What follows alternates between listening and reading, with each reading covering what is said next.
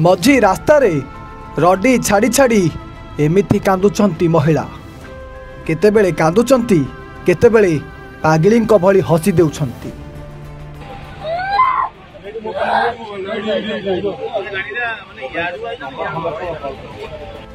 कारण दर्शक बंधु एही महिला सहित एही मझी रास्ता रे आज एमिति एक घटना घटी जाइछि जहाकू आपण मध्य देखिले आपण मध्य सुनिले आपण पाद तलू माटी खसी जीव।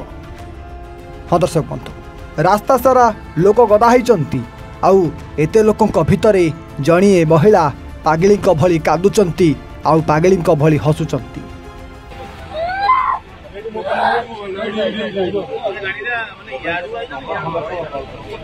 कारण दर्शक बंधु से जोठी ठिया होई कांदुचंती सेठी महिला पाखरे दुई दुईटी मला मुंड गड़ुची। हाँ आज्ञा किए जानिथिला एमिति हबो आउ किए जानिथिला महिला सहित एमिति किछि दुर्घटना घटिजिव जोथि पई तांकू एमिति पागली बनाई दैछि।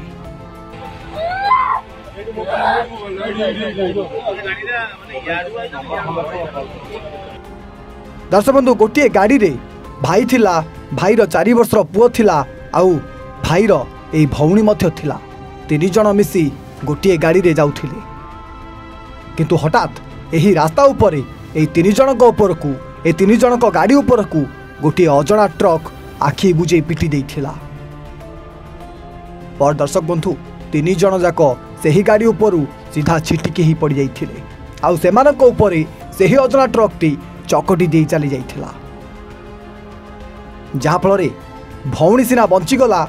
दर्शक बंधु एही भौणी आगरे भाईर गंडीरू मुंड जेमिति अलगा ही कला आउ से 4 वर्षर शिशुर मांस जेमिति माटी रे मिसी कला। हाँ आज्ञा जे आखि आगरे एते बड़ दुर्घटना देखिदब ताहार एमिति अवस्था निश्चित हो जीव।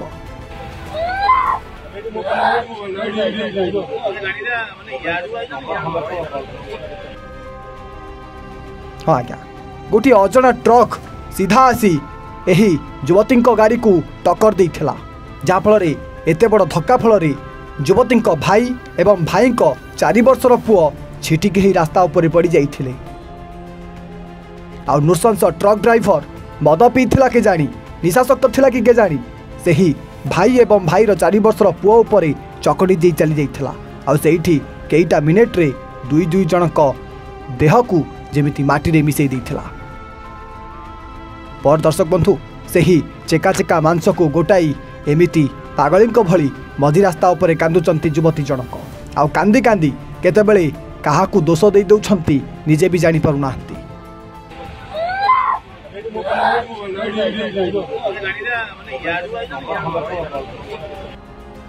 कारण तांकरी आखि आगरे आज दुईटी मुंड गड़ी जाइछि गोटे बड़ भाईर मुंड गड़ी आ गोटे भाईर से 4 वर्षर शिशु पुत्रर मुंड गड़ी जाइछि आ जहाकू नहीं एमिति एक वीडियो सोशल मीडिया रे खूब भाइराल हेबार लागिछि। तेबे एमिति एक भयानक दुर्घटना कटक शिखरपुर अंचल रे घटी जाइथिबा बेले दुईटी मनीष मुंड गड़ीगला परे एही युवती जनकर अवस्था एबे एमिति किछि हो जाइछि जहाकू नहीं पुलिस पहुंची तदंत करी घटनार प्रकृत अपराधी को धरिबाकू तनाघना करुछि। रिपोर्ट एवन ओडिया।